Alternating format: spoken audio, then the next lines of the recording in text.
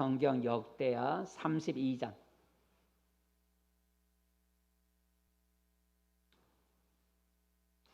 구약 성경 역대하 32장 16절에서 23절까지.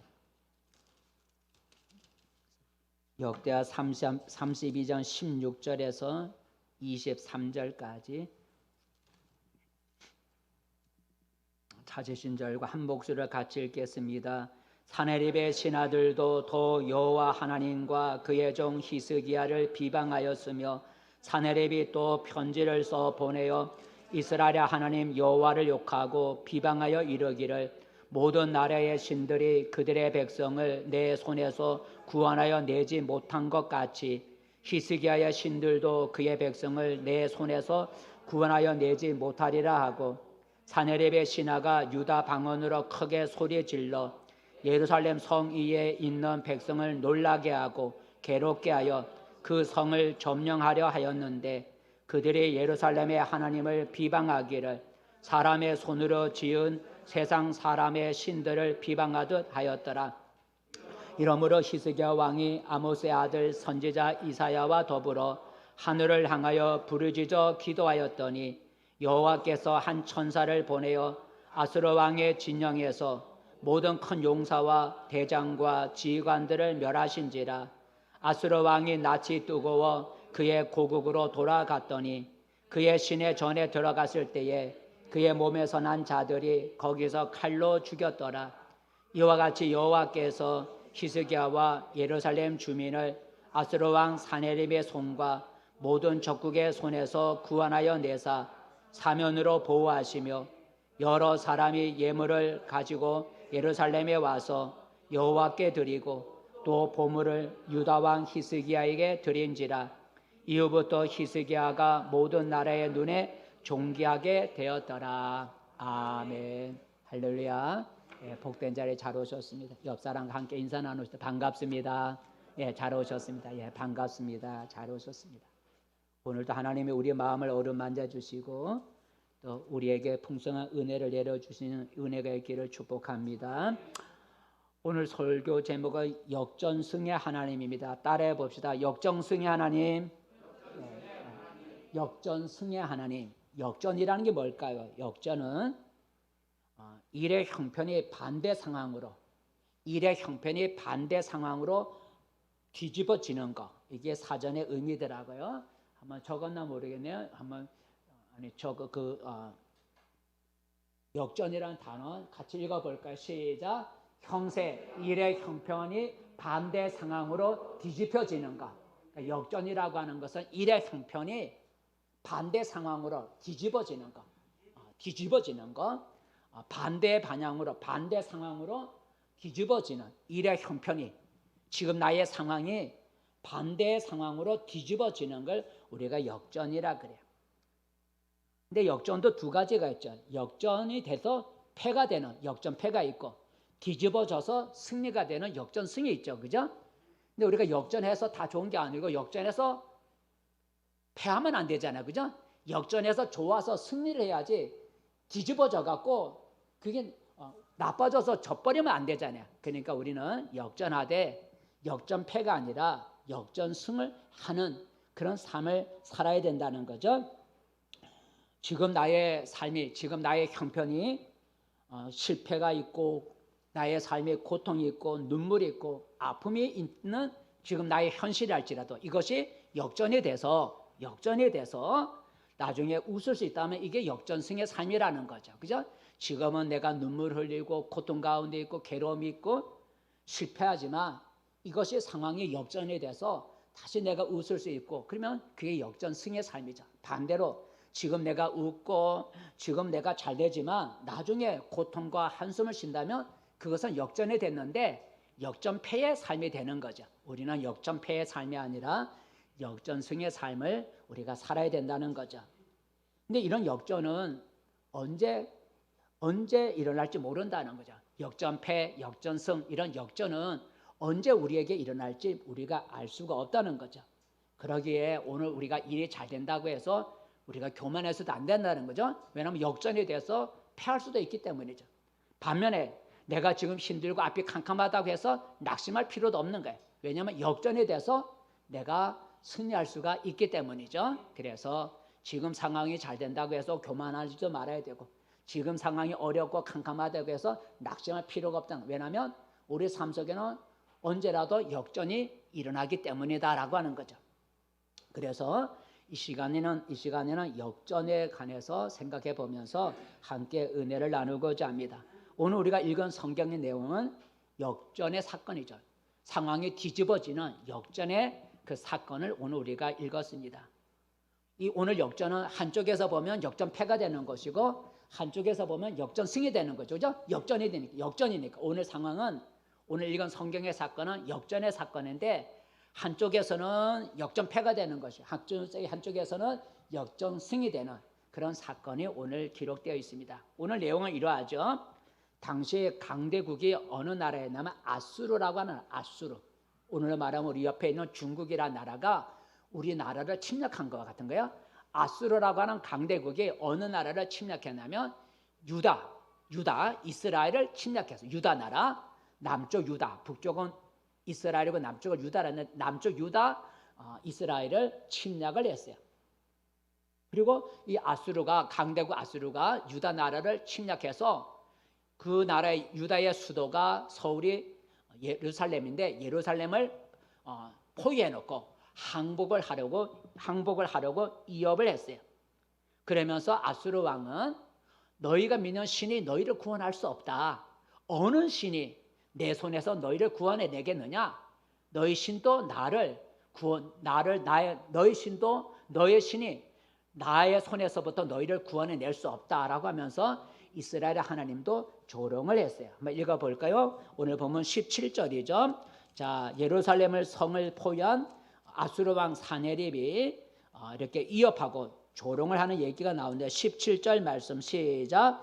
사네립이 또 편지를 써 보내어 이스라엘 하나님 여호와를 욕하고 비방하여 이러기를, 모든 나라의 신들이 그들의 백성을 내 손에서 구원하여 내지 못한 것 같이 히스기야의 신들도 그의 백성을 내 손에서 구원하여 내지 못하리라 하고. 여기서 히스기야는 유다 왕이에요. 지금 침략을 당한 유다 왕이 히스기야예요. 그러니까 유다 왕 히스기야가 섬기는 신이 아수르 왕 사네립 자기 손에서 건져낼 수 없다라고 조롱을 하는 거죠. 이스라엘은 강대국 아수르보다 힘이 약하기 때문에 대적할 힘이 없었어요. 그렇다고 해서 주변에 어떤 나라가 또 유대 나라를 도와주지도 못했어요. 그래서 이스라엘 백성들은 지금 두려움 가운데 있는 거예요. 왜냐하면 강대국이 침략해 왔고 침략하여 예루살렘을 포위하고 있으니까 예루살렘 성에 있는 사람들이 두려움에 사로잡혔어요. 읽어볼까요? 18절. 자, 예루살렘 성 안에 포위된 백성들이 두려워하는 얘기가 나오죠. 18절 말씀 시작. 사네립의 신하가 유다 방언으로 크게 소리질러 예루살렘 성 위에 있는 백성을 놀라게 하고 괴롭게 하여 그 성을 점령하려 하였는데, 그러니까 포위된 예루살렘 성 안에 있는 백성들을 어떻게 했다고요? 놀라게 하고 괴롭게 했다는 것은 두려움을 갖게 했다는 거죠.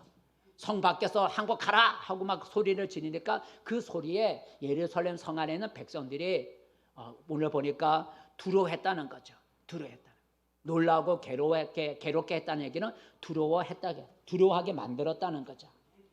자, 그래서 그런데 이런 상황 속에 하룻밤 사이에 역전이 일어났다는, 상황이 뒤집어졌다는 거예요. 어떻게 뒤집어졌냐면 하룻밤 사이에 유다를 공격한 아수르 군사 중에 18만 5천 명이 하룻밤 사이에 죽어버린 거예요. 하룻밤 사이에, 밤 사이에, 하룻밤이 지난 밤 사이에 18만 5천 명의 아수르 군의 군사가 죽음을 당한 거예요. 18만 5천 명이 하룻밤 사이에 죽었는데 아무도 그 죽어가는 걸 몰랐다는 거죠. 아침이 되어서 나가보니까 18만 5천 명이 송장이 되어 있다라는 거죠. 그러니 아수르 왕이 싸울 수가 없는 거예요. 예루살렘 성을 포위하고 있는 자기 병사들 가운데 지휘관부터, 위에 장관부터 지휘관으로부터 18만 5천 명이 죽었으니 싸울 수가 없잖아요. 그래서 아수르 왕이 스스로 예루살렘 성을 포위하고 있던 걸 내려놓고 스스로 자기 고국으로 물러갔다라는 거죠.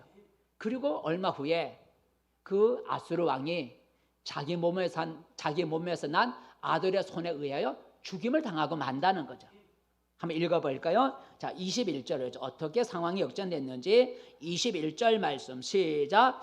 여호와께서 한 천사를 보내어 아수르 왕의 진영에서 모든 큰 용사와 대장과 지휘관들을 멸하신지라. 아수르 왕이 낯이 뜨거워 그의 고국으로 돌아갔더니 그의 시내 전에 들어갔을 때에 그의 몸에서 난 자들이 거기서 칼로 죽였더라라는 거죠. 18만 5천 명이 죽었으니까 얼굴이 부끄러웠다는 거죠. 그죠? 부끄러웠다는. 그래서 포위를 풀고 스스로 물러갔는데 자기 고국으로 돌아갔는데 자기 몸에서 난 아들들이 칼로 죽였다는 거죠. 이것이 이사야서에 보면 더 자세하게 설명해 주고 있는데 똑같은 사건인데 이사야서는 어떻게 말해 주고 있는지 함께 우리가 읽어보겠습니다. 시작. 여호와의 사자가 나가서 아수르 진정에서 18만 5천인을 쳤으므로 아침에 일찍이 일어나 본즉 시체뿐이라. 이에 아수르의 사네립 왕이 떠나 돌아가서 니느웨에 거주하더니 자기 신 니스록의 신전에서 경배할 때에 그의 아드람멜렉과 세레셀이 그를 칼로 죽이고 아라라 땅으로 도망하였으므로 그의 아들 에셀 핫돈이 이어 왕이 되니라. 아주 자세하게 나와 있죠. 그죠? 오늘 우리가 읽은 성경 본문에는 장관을 해서 쳤다만 얘기가 나오는데 이사야서에 보면 18만 5천 명이 죽었다 그랬어요. 오늘 본문에는 그의 몸에서 난 아들이 죽였다 하지만 이사야에서는 그 두 아들의 이름도 나와 있어요. 이사야서는 좀 더 구체적으로 나와 있어요. 한번 그림을 여기 있게 한번 그림을 제가 뽑아봤는데 한번 이거예요. 자, 이제 성 밖에서 아수르 군사가 저 성 안에 있는 사람 보고 항복하라고 징그리는 거예요. 자, 그래서 백성들이 들어왔는데 두 번째 그림. 근데 하룻밤 사이에 아침에 일어나 보니까 18만 5천 명이 죽어버렸어요. 그러니 싸울 수가 없잖아요. 그래서 아수르 왕이 고국으로 돌아갔는데 어떻게 됐다고요? 그 다음에 보니 두 아들이 아버지를 칼로 죽여버린 거야. 이게 오늘 본문의 내용이에요. 자, 이처럼 오늘 아수르와 유다라고 하는 두 나라 사이에 역전이 일어났죠. 그죠? 뒤집어졌어요. 어떻게 뒤집어졌어요? 예루살렘을 점령하고자 했던 아수르는 떠나가 버리고 함락 직전에 있던 유다는 살아났으니까 역전이라는 거죠. 역전이 됐어요. 이 일로 인해서 이 역전된 사건을 인하여 유다 왕 히스기야는 더 존귀하게 되었다라고 하는데 오늘 읽어볼까요? 이 사건으로 인하여 유다 왕 히스기야가 더 존귀한 자가 되었다 그랬어요. 23절 읽어볼까요? 23절 말씀 시작. 여러 사람이 예물을 가지고 예루살렘에 와서 여호와께 드리고 또 보물을 유다 왕 히스기야에게 드린지라. 이후부터 히스기야가 모든 나라의 눈에 존귀하게 되었더라라는 거죠. 존귀하게 되었더라. 왜냐하면 이런 일은 일어날 수가 없는 사건이기 때문에 전쟁의 상황이 이렇게 바뀌어지리라고는 아무도 생각을 못했다는 거죠. 아수르 왕도 자기가 도망갈 줄은 자기가 물러날 것이라는 생각도 못했고 유다 왕 히스기야 왕도 아수르가 그냥 떠나가고 자기가 승리할 줄은 전혀 생각도 못했다는 거죠. 근데 역전이 일어난 거예요. 힘이 없던 유다가 강대국 아수르에 대해서 역전승을 거둔 거예요. 왜냐하면 18만 5천 명이 죽었으니까. 18만 5천 명이 죽었으니까 그건 떠나가 버렸으니까 역전승이 된 거예요. 자, 그런데 여러분 이 놀라운 역전, 작은 유다 나라가 강대국 아수르를 이길 수 있었던 이 역전은 사람의 힘으로 된 게 아니죠. 히스기야의 왕으로 된 것도 아니에요. 그 역전이 일어난 그 배후에는 하나님이 계셨다라는 거죠. 하나님이 계셨다라는 거예요.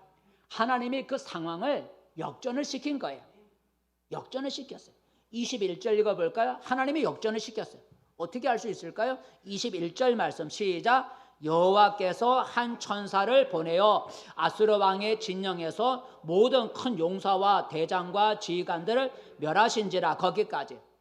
누가 천사를 보냈다고요? 여호와께서 하나님의 천사를 보내어 하룻밤 사이에 18만 5천 명을 죽였다는 거예요. 그러니까 이 역전은 하나님이 일으키신 거죠. 하나님이 일으키신 거예요. 여러분 하룻밤 사이에 군사 18만 5천 명이 죽었다 그랬어요. 그것은 사람의 힘으로 할 수가 없는 거예요. 18만 5천 명이 하룻밤 사이에 죽었는데 소리 없이 죽는 거는 있을 수가 없는 거죠. 전염병이 와도 그렇게 하룻밤 사이에 18만 5천 명이 죽을 수가 없어요. 누가 그 일을 했겠어요? 그것도 하나님 하신 거예요. 하나님 하셨어요. 하나님이 이러한 역전을 일으킬 수 있는 것은 하나님은 전능하기 때문이다라는 거죠. 전능이란 모든 걸 할 수 있다는 게 전능이래. 그러니까 하나님이 오늘 이렇게 역전을 일으킬 수 있을 수 있는 것은 우리 하나님은 전능하시기 때문이다라는 거죠. 그래서 예수님은 우리 하나님은 전능하다는 말을 이렇게 표현하고 있죠. 어떻게 설명했을까요? 한번 마태복음 읽어보겠습니다. 시작. 사람으로는 할 수 없으나 하나님으로서는 다 하실 수 있느니라라는 거예요. 다 하실 수 있느니라. 그러니까 오늘 역전을 사람의 힘으로 된 것이 아니고 여호와께서 천사를 보내어 그 상황을 역전을 시켰다는 거예요. 그러므로 지금 나의 환경이 캄캄하고 나의 사방이 막혀 있고 내가 깊은 수렁에 빠져 있는 것 같을지라도 우리는 낙심하거나 포기하지 말아야 된다는 거죠. 왜냐하면 우리 앞에는 누가 계신다고요? 역전하는 하나님이 계시기 때문이라는 거죠. 하나님은 나의 형세, 지금의 형편, 나의 형세를 언제라도 역전시킬 수가 있다는 거예요. 나에게 역전승의 승리를 안겨줄 수가 있다는 거예요. 하나님은 나의 불리한 지금 나의 불리한 현 상황을 언제라도 역전시킬 수 있는 능력이 있다라는 거죠. 그러므로 지금 내가 아무리 어렵고 힘들어도 낙심하지 말고 포기하지 말고 역전시키는 능력을 가지신 하나님을 바라보라는 거죠. 하나님은 나의 불리한 현재의 그 상황을 언제라도 뒤집어 엎을 수가 있다라는 거예요. 성경에는 오늘 유다, 아수르가 침략한 유다의 역전승과 같은 사건들이 많이 기록되어 있는데 두 개만 더 우리가 생각해 보면서 우리 하나님은 역전승을 주시는 하나님이구나 하는 것을 우리가 다시 한번 생각해 보려고 합니다. 하나는 우리가 잘 아는 홍해 사건이죠. 우리 계속해서 여러 반복해 듣는 얘기 홍해 사건이에요.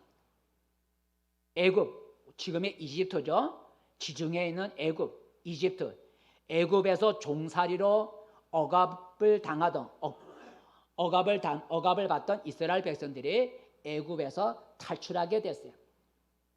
애굽에서 탈출한 이스라엘 백성들의 수는 최소한 200만 명이 넘는다 그래요. 20세 이상만 60만 명이 넘기 때문에 거기에 남자, 여자, 노인, 어린아이까지 합치면 탈출한 이스라엘의 숫자가 백성의 수가 200만이 넘는다 그래요. 그 사람만 떠나간 것이 아니고 많은 짐승떼도 같이 떠났다 그랬어요. 그런데 그 이스라엘 백성들이 애굽에서 떠난 지 며칠이 지나서 얼마 지나지 않아서 큰 위기를 만나게 되는데 어떤 위기를 만나게 되냐면 행진하던 그 이스라엘 백성 앞에 큰 홍해 바다가 가로막게 됐다는 거예요. 그들이 여정 길을 가다 보니 어디에 이르게 됐냐면 홍해 바다 앞에 이르게 됐다는 거예요. 물론 하나님이 그렇게 인도했지만 홍해 바다 앞에 이르게 된 거예요. 그러니까 앞으로 더 이상 갈 수가 없는 거예요. 앞에 홍해 바다가 있고 홍해 바다 앞에까지 이르게 된 거예요. 그리고 뒤에는 누가 추격해 오냐면 애국 군대가 이스라엘 백성들이 도망친 것을 알고 이스라엘 백성을 다시 붙잡아서 데려가려고 애국 군대가 추격해 왔어요. 그러니까 이스라엘 백성의 지금 현재 상황은 어떤 상황이냐면 도간에 든 쥐가 된 거예요. 도간에 든 쥐는 도망갈 수가 없는 거예요. 앞에는 애국 군대고 앞에는 홍해 바다고 뒤에는 애국 군대가 추격해 오니까 도망을 갈 수가 없어요. 앞에도는 못 가고 뒤로도 못 가. 그럼 목사님 옆으로 빠져나가면 되죠. 근데 옆으로 빠져나갈 수가 없어. 왜 옆으로 빠져나갈 수 없을까요? 한번 그림을 볼까요? 왜 옆으로 빠져나가지 못? 자, 이런 상황이에요.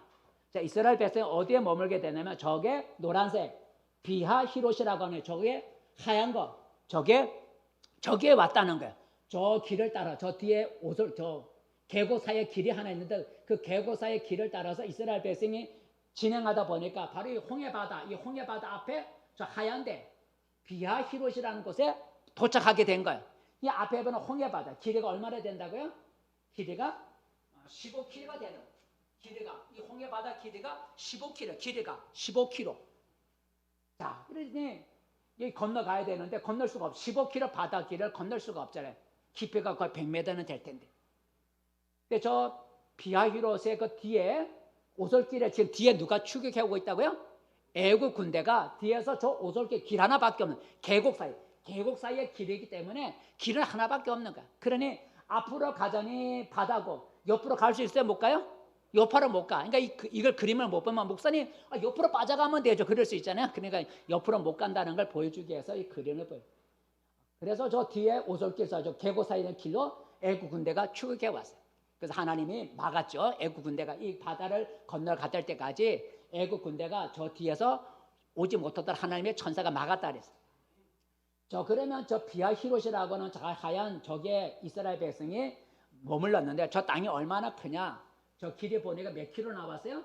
저게 6킬로라는 거죠. 그죠? 8킬로. 저게 8킬로. 저게 빨간 거. 8킬로. 8킬로면 얼마나 크냐면 여의도가 2킬로라 그래. 우리 여의도 섬. 여의도 섬의 그 길이가 2킬로래. 2킬로. 넓은 데가. 그 이쪽은 더 짧더라고. 제가 지도를 인터넷 찾아보니 여의도 크기와 비교를 해보려고. 그러니까 여의도 이 길이가 2킬로가 안 돼. 2킬로 정도. 이거 폭은 더 좁은 거예요. 근데 이거는 길이가 8킬로니까 여의도보다 훨씬 큰 거예요. 그러니까 이곳에 200만 명이 충분히 들어갈 수 있다는 거죠. 이 그림을 보면 저게 뭐 200만 명이 어떻게 들어가냐라고 할 수 있지만 저 땅 크기가 여의도보다 훨씬 크다는 거예요. 그러니까 200만 이상의 사람과 짐승대가 저기에 머물게 된 거예요. 자, 저 그림이 저런 거예요. 자, 그런데 이 형세가 역전이 된 거예요. 앞으로 갈 수도 없고 뒤로 갈 수도 없고 옆으로 갈 수 없는 저 상황에 지금 꼼짝없이 도간에 든지가 됐는데 역전이 됐어요. 어떻게 역전이 됐냐면 하룻밤 사이에 이 홍해 바다가 갈라졌다는 거예요. 홍해 바다가 갈라졌다는 거죠. 넓게 갈라졌다는. 그리고 마른 땅이 되었다는 거예요. 마른 땅이. 이게 가능한가? 유튜브에 보니까 이거 말고 갈대 바다가 있는데 그 갈대 바다 좀 수면은 아주 수면 낮은데 바람이 부는데 그게 갈라져서 물이 다 물러나서 마른 땅이 된 걸 제가 사진을 거기서 봤어요. 그러면서 홍해 바다가 거기다 이렇게 얘기를 하는 그 사람 얘기인데 그건 틀렸겠지만 바람이 불어. 하나님의 능력은 모든 거 다 할 수 있다 그랬으니 이 홍해 바다가 갈라졌다는 거예요. 얼마나 많이 갈라졌을까? 이 갈라진 폭은 오솔길처럼 갈라진 게 아니고 하룻밤 사이 다 건너가야 되기 때문에 이게 엄청나게 넓게 갈라졌다는 거죠. 엄청나게 많이 갈라져야 200만 명이 하룻밤 사이에 건너갈 수가 있는 거예요. 그러니까 바다가 갈라지면서 그 좌우에 바다가 서서 벽이 됐다는 거죠. 없어진 게 아니고 갈라지면서 물이 물러나면서 그 벽을 이뤘다. 바닷물이 벽을 이룰 수 없어. 물은 평평해지지 이 직각이 될 수 없잖아요. 근데 이게 갈라지면서 벽을 이루었다 그랬어요. 한번 읽어볼까요? 자, 읽어보겠습니다. 출애굽기 14장 21절 시작. 모세가 바다 위로 손을 내밀매 여호와께서 큰 동풍으로 밤새도록 바닷물을 물러가게 하시니 물이 갈라져 바다가 마른 땅이 된지라. 이스라엘 자손이 바다 가운데를 육지로 걸어가고 물은 그들의 좌우에 벽이 되니라라고 하는. 물은 벽이 될 수가 없어요. 그죠? 물이 세워질 수가 없어요. 근데 물이 벽이 됐다는 거예요. 이거는 바람을 해서 벽이 갈라져 벽이 됐다는 그 이스라엘 백성이 건너가서 이걸 보고 추격하던 애국 군대가 그걸 보고 추격해 들어온 거예요. 갈라졌으니까 뒤따라 왔는데 어떻게 됐냐면 이스라엘 백성이 다 빠져나간 다음에 그 갈라졌던 바닷물이 합쳐졌다는 거죠. 그래서 뒤따라와서 바닷속에 들어왔던 애국 군대는 물속에 다 수장이 됐다는 거죠. 죽고 말았다는 거죠. 한번 읽어볼까요? 그 다음에 말씀 시작. 모세가 곧 손을 바다 위로 내밀매 새벽이 되어 바다의 힘이 회복된지라. 애굽 사람들이 물을 거슬러 도망하나 여호와께서 애굽 사람들을 바다 가운데로 엎으시니 물이 다시 흘러 병거들과 기병들을 덮되 그들의 뒤를 따라 바다에 들어가 바로의 군대를 다 덮으니 하나도 남지 아니하였더라라고. 그건 하나 옛날 얘기겠지. 그게 아니고 이게 사건 지금 그 홍해 바다에서 수중 드론 이런 걸 해갖고 많이 발견하자. 유금을 전차바퀴도 발견하고 여러 가지 발견해서 사진을 찍고 실제로 이 바다, 홍해 바다 속에 그런 유물을 지금 끄집어내서 지금 사진을 찍은 거 벌써 몇 년 오래됐어요. 여러분 얼마나 놀라운 일이에요? 도망갈 곳이 없던 이스라엘 백성은 홍해 바다를 건너게 됐고 그들을 뒤쫓던 애국 군대는 바다에 빠져 죽었으니 어느 누가 그런 일이 일어날 거라고 생각이나 했겠어요? 이런 놀라운 역전은 누가 행한 것일까요? 사람이 행한 것이 아니라 하나님이 하셨다는 거예요. 어떻게 알 수가 있어요? 27절에 보니까 27절 한번 볼까요? 27절 보니까 네 번째 줄에 누가요? 여호와께서 엎었다는 거. 여호와께서 하셨다는 거. 바닷속에 집어넣는 건 누가 했냐면 여호와께서 하셨다는 거. 바다가 갈라지는 건 누가 했을까요? 21절에 볼까요? 21절 바다가 어떻게 갈라졌을까요? 두 번째 줄에 보니 여호와께서라가 바다가 갈라지고 그리고 바다가 다시 합쳐지고 하는 이 역전은 누가 하셨냐면 여호와께서 하나님이 하셨다는 거예요. 그러니까 이 홍해 사건을 통해서 역전, 이스라엘 백성은 살아남고 애국 군대는 추격하다 애국 군대를 죽는 이 역전, 뒤바뀌어진 상황은 하나님께서 하셨다라는 거죠. 또 하나의 우리의 역전의 사건을 우리가 생각해 보면 많이 있지만 베드로 사건이에요. 베드로, 예수님의 제자죠. 베드로. 어느 날 이스라엘의 왕이 헤롯 왕인데 헤롯 왕이 베드로를 죽이려고 베드로를 붙잡아서 감옥에다 가둬놨어요. 마침 그때가 무교절이라 우리로 말하면 뭐 추석과까지 무교절 명절 기간에 그러니까 무교절 명절 기간은 일주일.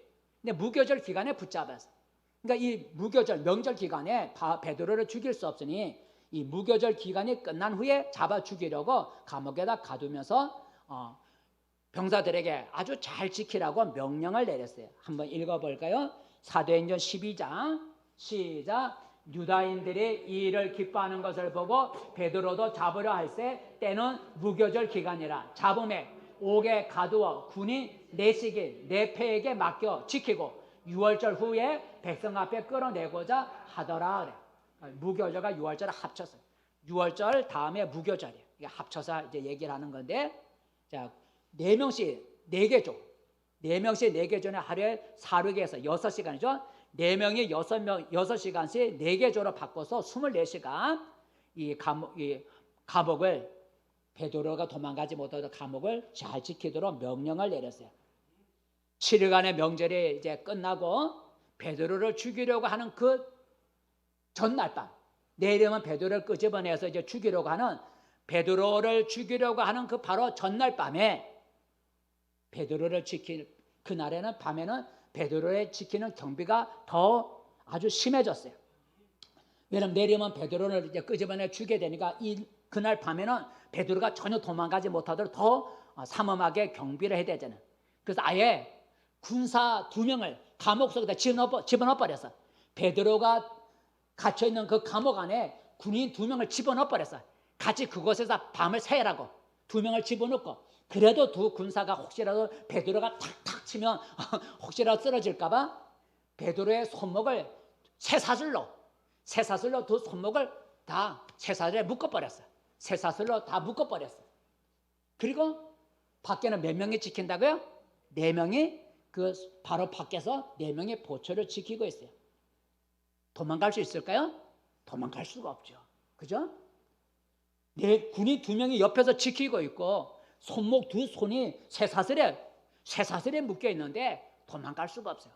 그 온문이 잠겨 있는데 어떻게 온문을 열겠고 4명의 군사가 밖에서 지키고 있는데 어떻게 도망갈 수가 있겠어요? 자, 한번 그 상황을 볼까요? 자, 먼저 성경 말씀 사도행전 12장 6절 말씀 시작.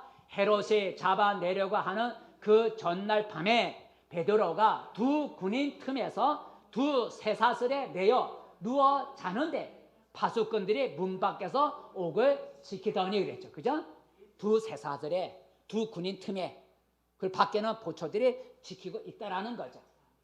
자, 그런데 이 형세, 이 상황이 역전되는 일이 일어났다는 거예요. 한번 그림부터 먼저 볼까요? 어떤 상황? 자, 이 그림이에요. 좀 이게 사진이 좀 흐리지만 이렇게 베드로고 두 군인이 있고 여기에 사슬이 이게 좀 작게 보면 나오는데 사슬이에요. 사슬인데 사슬에 손이 묶여 있는 거예요. 그리고 여기는 하얀 거는 천사가 나타났다는 얘기예요. 천사, 하나님이 천사를 보냈다는 거예요. 자, 근데 역전되는 상황이 일어났어요. 어떤 역전 상황이 어떻게 역전되는 상황이 일어났냐면 베드로의 손에서 쇠사슬이 저절로 벗겨진 거예요. 양손에 묶여있던 쇠사슬이 저절로 벗겨지는 거예요. 그리고 옥문이 4명이 지키고 있는 옥문이 저절로 열리는 거예요. 저절로. 그리고 베드로가 옥문을 나서는데도 옆에 있는 두 군사가 알지도 못해. 여기 보면 잠을 자고 있는 것 같이 하나님이 잠을 자겠는지 모르지만 두 군사가 옆에 있는데 베드로가 옥문을 나가도 알아채지도 못해. 밖에 4명의 보초가 4명 서고 있는데 베드로가 옆을 지나가는데도 모르는 거예요. 그리고 나가서 마지막 성문, 감옥문, 마지막 철문, 큰 세문에 이르는데 그 큰 세문이 저절로 또 열리는데 그 세문을 지키는 보초도 모르는 거예요. 그래서 베드로가 감옥에 나와 성도들이 모여있는 집에 갔다는 얘기죠. 한번 읽어볼까요?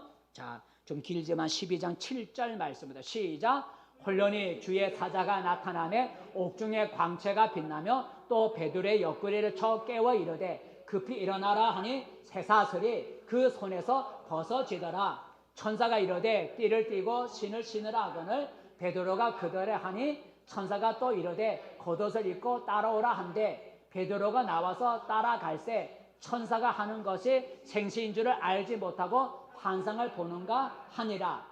이에 첫째와 둘째 파수를 지나 시내로 통한 세문에 이르니 문이 저절로 열리는지라.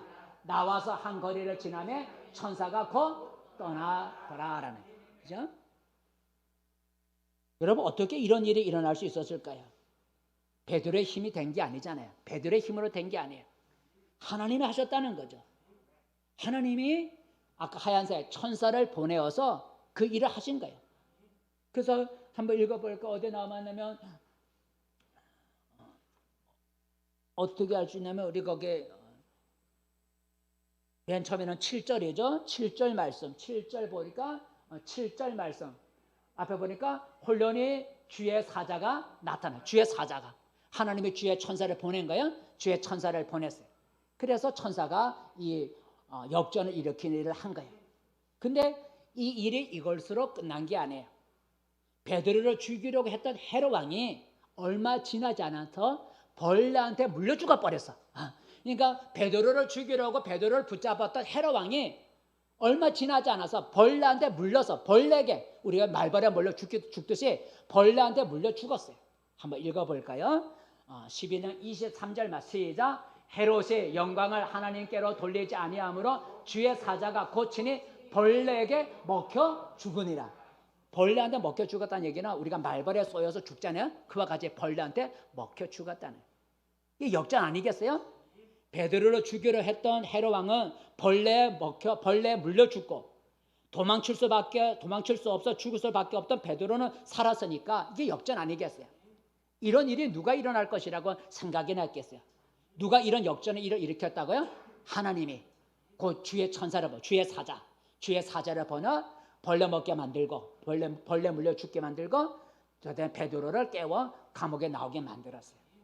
그러므로 여러분 우리는 나의 현재 상황이 아무리 어렵고 내 상황이 깊은 수렁에 빠진 것 같을지라도 우리는 포기하지 말고 역전을 행하시는 하나님을 우리가 바라봐야 합니다. 역전을 행하시는 하나님을 우리가 바라봐야 돼요. 한번 읽어볼까요? 시편 42장 11절 말씀 시작. 내 영혼아 내가 어찌하여 낙심하며 어찌하여 내 속에서 불안해하는가. 너는 하나님께 소망을 두라. 나는 그가 나타나 도우심으로 말미암아 내 하나님을 여전히 찬송하리로다. 나의 상황이 너무 어렵고 힘들어 낙심할 수밖에 없고 불안해할 수밖에 없지만 그렇게 하지 말라는 거죠. 하나님을 바라보라는 거죠. 왜냐하면 하나님을 바라보면 하나님이 나타나서 도우신다는 얘기는 내 상황을 역전시켜서 나로 하여금 하나님을 찬송하게 할 것이니 낙심하지 말고 하나님을 바라보라라고 말하고 있습니다. 자, 여러분 이처럼 전능하신 하나님은 오늘도 우리의 삶에 여러분의 삶 속에 역전승을 일으킬 수 있다는 거죠. 여러분 삶에 역전을 일으킬 수가 있어요. 근데 하나님이 우리에게 역전의 승리를 주시려면 무엇이 필요하냐라고 하는 거죠. 바꿔 말하면 하나님은 누구에게 역전승의 역전의 승리를 주시는 걸까? 하나님은 누구에게 역전의 승리를 주시는 것일까? 바로 기도라는 거죠.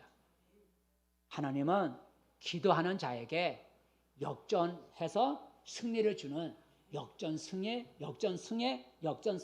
그런 은혜를 주신다는 거예요.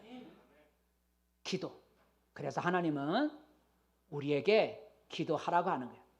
기도. 한번 읽어볼까요? 예레미야 33장 기도하라는 거예요.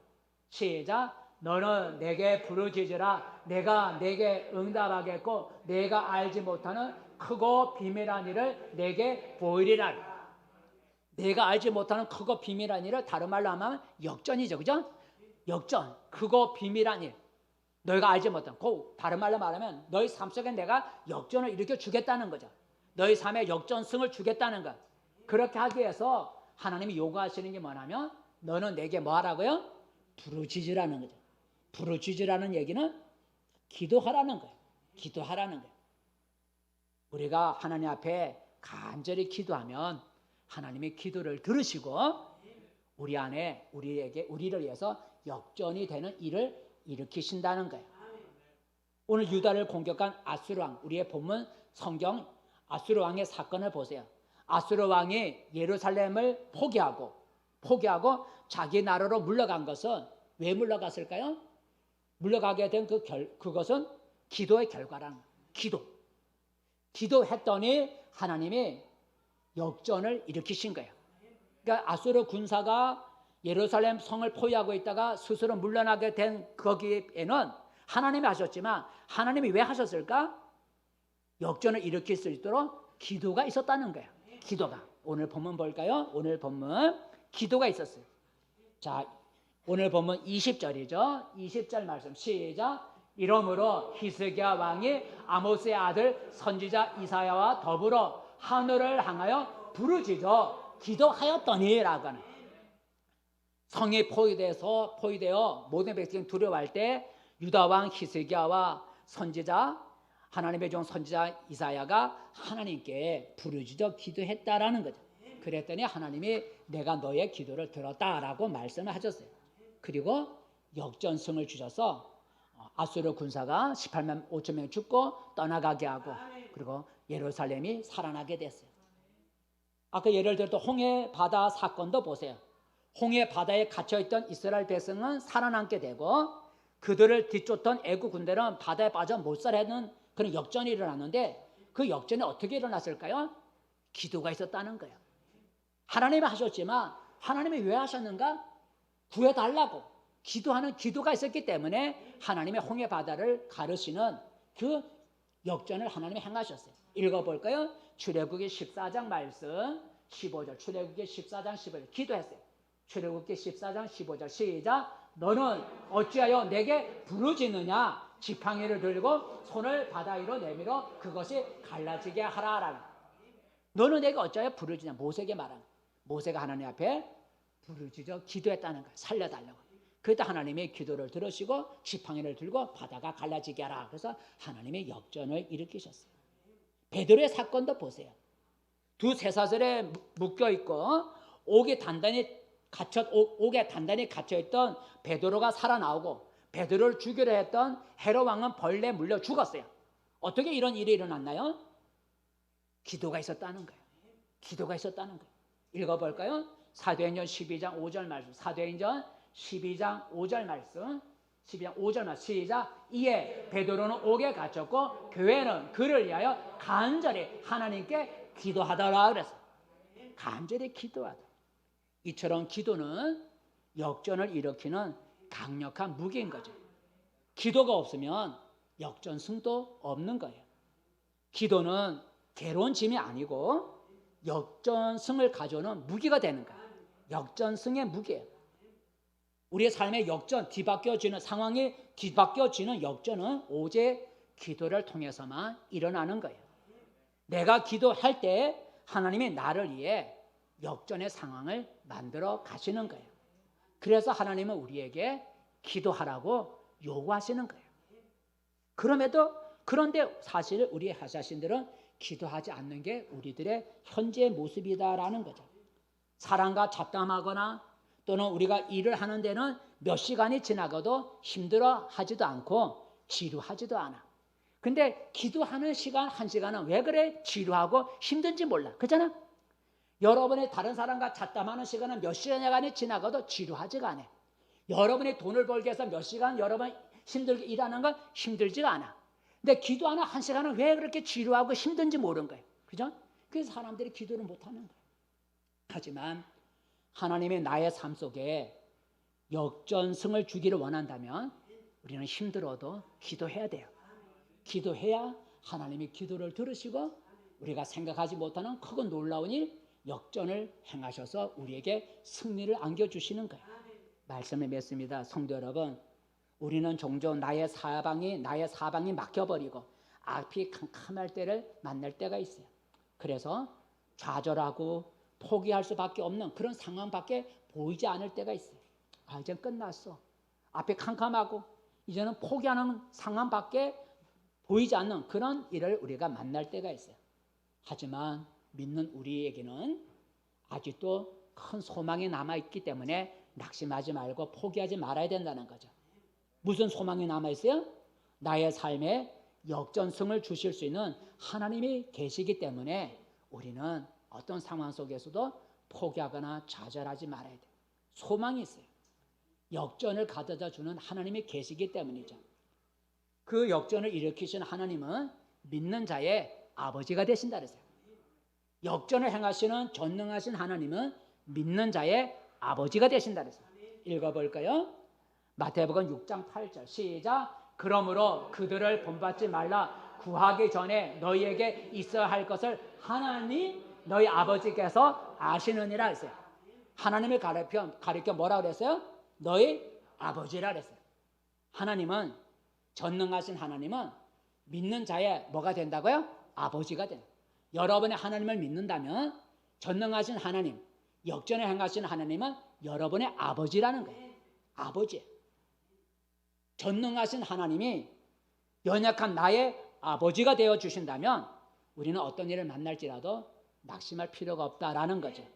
내가 기도하며 나의 아버지가 되신 하나님이 기도하는 나, 자기의 자녀가 된 나를 위해서 내 아버지 하나님이 역전승을 만들어 주실 수가 있다라는 거예요.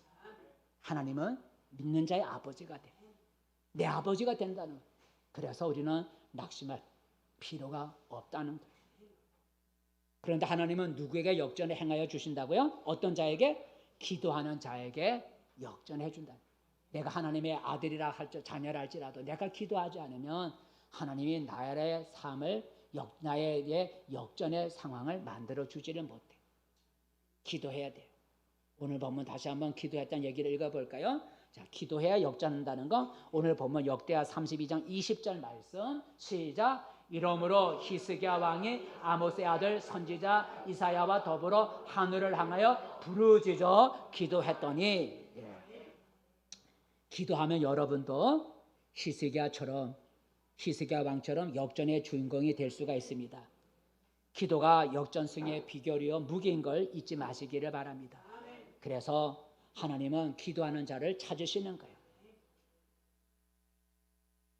성도 여러분, 오늘 역전승에 오늘 홍해 바다 갈라지고 베드로가 살아남고 아수르가 물러가는 이런 역전승의 사건이 여러분에게도 일어나기를 축복합니다.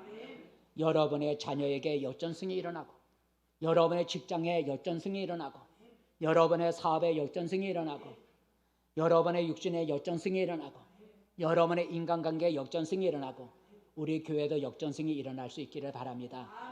하나님이 여러분의 삶에 역전승을 안겨주실 수 있도록 항상 기도에 힘쓰는 우리 성도들이 되기를 축복합니다. 기도하겠습니다. 은혜로우신 하나님 아버지, 우리는 살아가면서 답답하고 캄캄하고 정말 하나님 아버지 모든 것이 끝난 것 같은 상황에 우리가 부딪힐 때가 있습니다. 낙심할 수밖에 없고 포기할 수밖에 없는 그런 상황에 우리 하나님은 믿는 자의 아버지가 되어주신다 하셨습니다. 하나님은 전능하셔서 우리 가운데 놀라운 일 역전을 행하실 수 있는 하나님, 우리에게 역전을 하여 승리를 안겨주실 수 있는 역전승의 하나님인 줄로 믿습니다. 이제 하나님 우리가 낙심하지 않게 하시고 포기하지 않게 하시고 두려워하지 않게 하시고 역전을 행하실 수 있는 우리 하나님의 앞에 부르짖어 기도하게 하시고 하나님의 간절히 구하고 찾고 두드리는 성도들의 기도를 들으시고 저들의 삶 속에 역전을 일으켜 상황이 바꿔져서 하나님 저들의 삶의 역전승이 일어나는 은혜가 있게 도와 주시옵소서. 예수님의 이름으로 기도하옵나이다. 아멘.